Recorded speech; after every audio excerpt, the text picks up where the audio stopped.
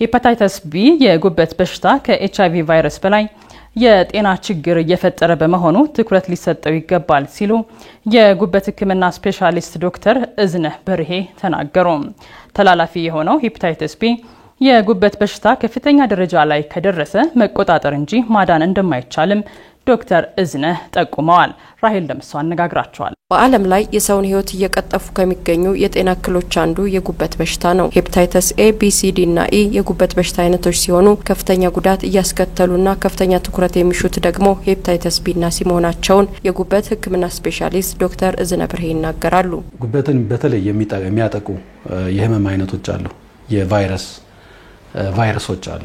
እነዚህ ቫይረሶች በተለይ ጉበትን ስለሚያጠቁ የጉበት ቫይረስ ብለን እንጠራቸዋለን። ከሰው ወደ ሰው የመተላለፍ እድል አላቸው። በተለያዩ ምክንያቶች ከአንዱ ወደ ሌላኛው የመተላለፍ ባህሪ ያላቸው ከፍተኛ ጉዳት በመምጣት ጉዳቱ ደግሞ ለረጅም ጊዜ የሚቆይ እንዲሆን የሚያደርጉ ሁለት ዋና ተላላፊ የሆኑ የጉበት ቫይረስ አይነቶች አሉ።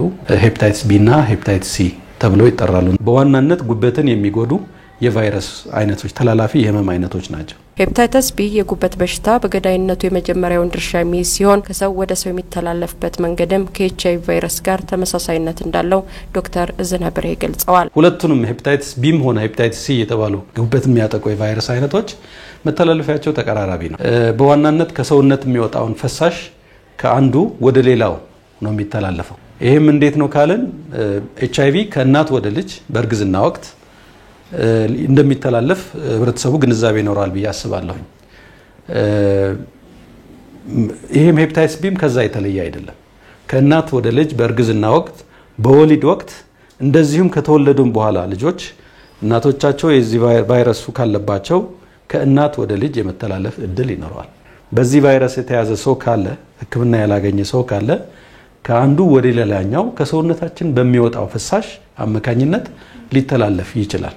የመላጫዎች የተለያዩ ምላጮች መርፌዎች አንዱ ሲጠቀም ምናልባት እጁን ወቅቶ ከሆነ በሽታው ቫይረሱ ያለበት ሰው እጁን ወቅቶ ከሆነ ከአንዱ ወደ ሌላኛው ሊተላለፍ ይችላል። በተለይ ሄፓታይተስ ቢ ጥንቃቄ የጎደለው የግብረ ስጋ ግንኙነት ከተያዘው ሰው ወደ አልተያዘው ሰው የመተላለፍ እድል ይኖራል ማለት ነው።